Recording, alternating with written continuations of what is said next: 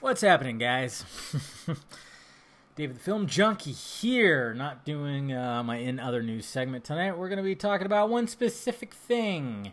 And that specific thing is Suicide Squad, of course. That is coming out this Friday or Thursday. If some of you like, that's when I'm seeing it. I haven't seen it yet. But don't worry, I'll have my first reaction review on here, and then of course my regular review on my other channel.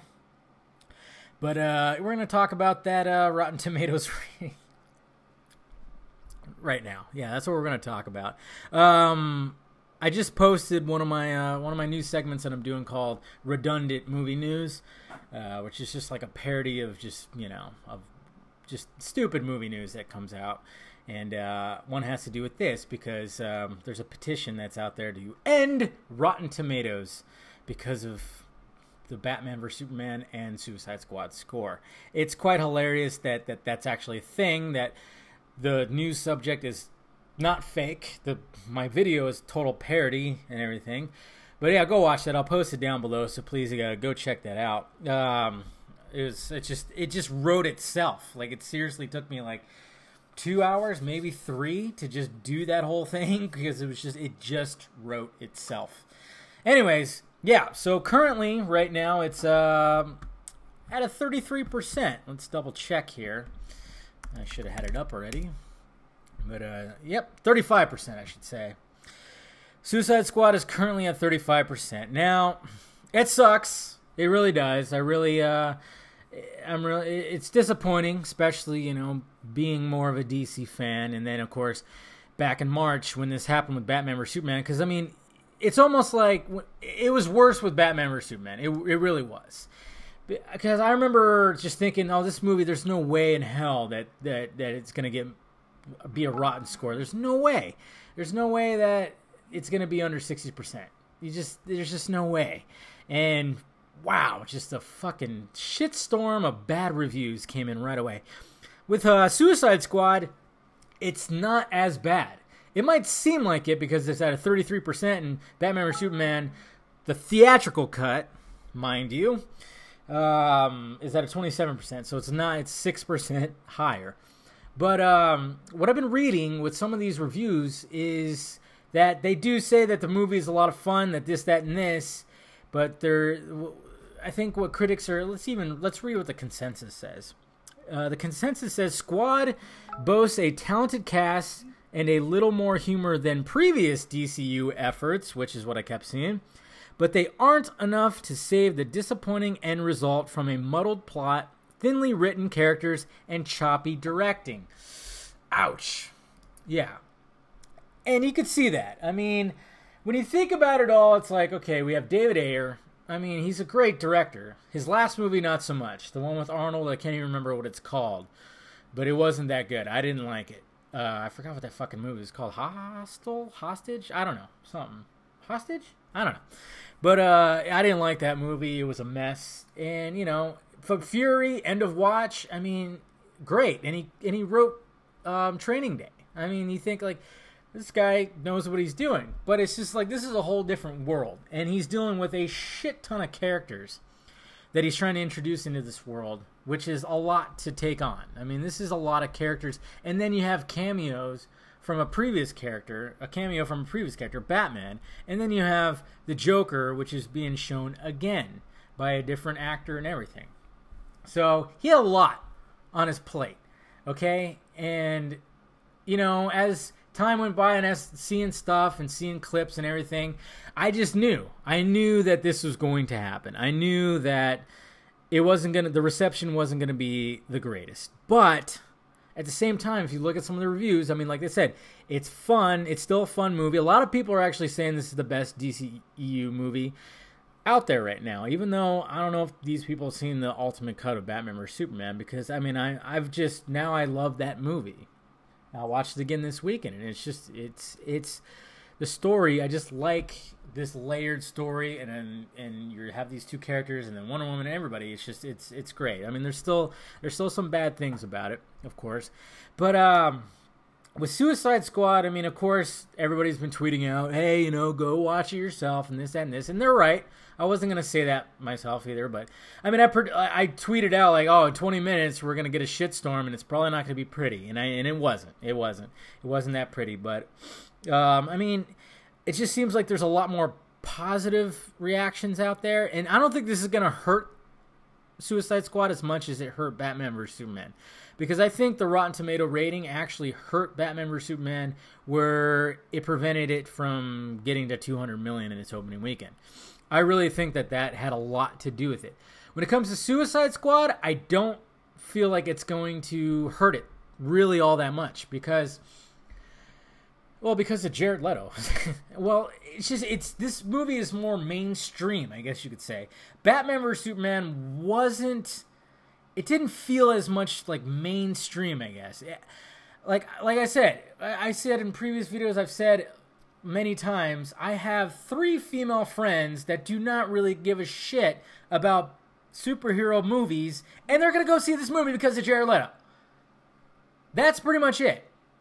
I think Jared Leto is actually going to save Suicide Squad. And then just the fact that this is a darker kind of movie, it's about villains and everything, so I think this intrigues people. Batman vs. Superman didn't intrigue, like, the general public. Like, you ask, like, just a normal person who doesn't really like comic book movies, they're not going to go see the movie. But something like Suicide Squad, they are going to go see. So I don't think this movie is going to hurt. I think there's a possibility this movie might make more than Batman vs. Superman on its opening weekend. They're saying right now that it's currently tracking at 140 million. Okay, and then it broke Fandango's records for pre-tickets sold. So this movie is still going to make a shit ton. There's still a lot of positivity out there that I've seen. And yeah, it's just... But I can understand, you know, and I'll probably have my gripes with it. No doubt, you know.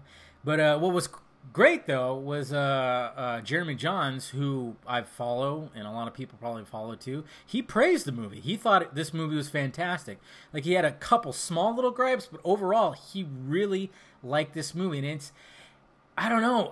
It's going to be interesting. I'm wondering what my reaction is going to be to this movie. Like, I'm excited. I'm more excited for it now than I was before, just because you see the negative reviews, you see what people are saying. I mean, even people are saying that Jared Leto's performance isn't that great. The sad thing is they're comparing it too much to Nicholson and Ledger. You know, and some people are saying like it's an over-exaggerated Ledger impression. You know, and you could hear it in the voice, yeah, but I mean, it still looks like 2 completely different Jokers, you know? So, yeah, I mean, I hope you guys are still going to see it, of course, you know? I mean, we're all excited for it.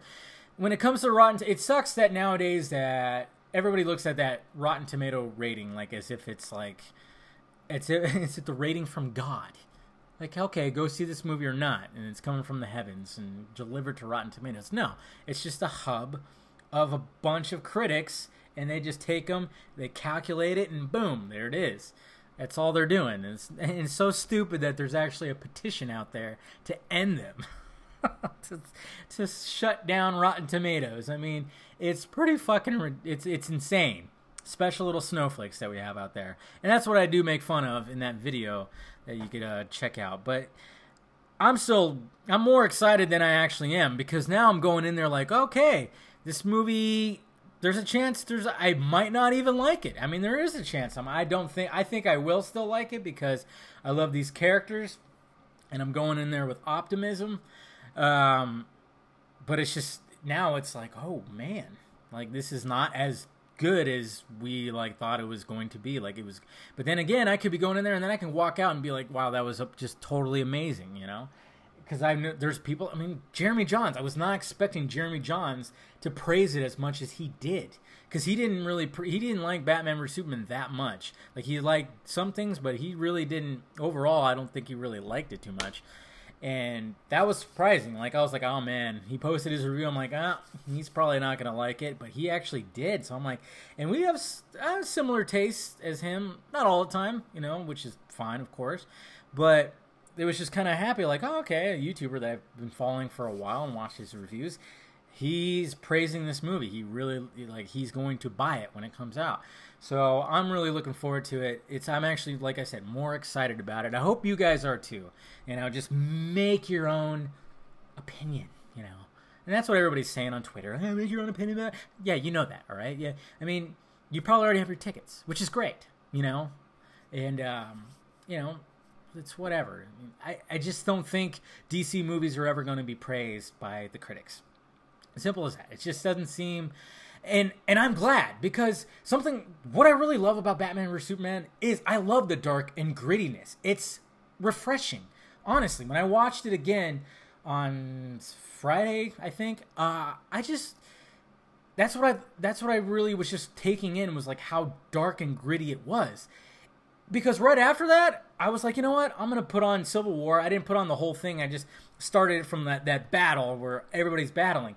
And it's just like, it's so night and day. It's crazy. I mean, you got this whole battle in Civil War of like everybody just battling each other during the day at an airport. It's all happy-go-lucky and blah, blah, blah. It's just, and it's pleasing. Like, it's awesome. It's nerd bonerific for sure. But then you got Batman vs. Superman, and it's just... everything's in the dark. It just really just looks like a dark comic book. It looks... honestly, Batman vs. Superman looks way more like a comic book than Captain America Civil War. It really does. And I'm not shitting on Civil War. I love that movie too. But it's just... it's refreshing that DC is not doing the same thing. And I think with Justice League, obviously what we've seen, they are going to up the humor level a little bit.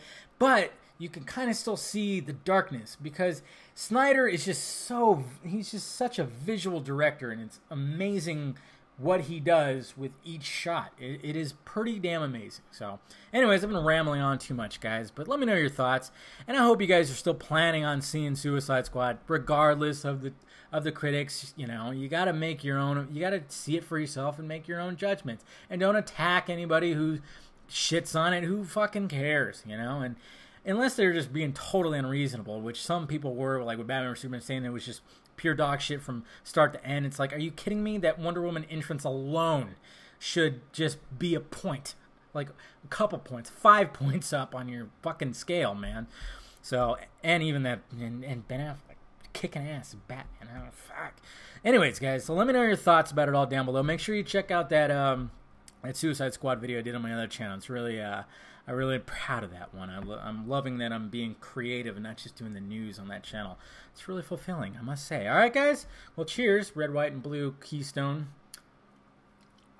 And I'll talk to you guys later.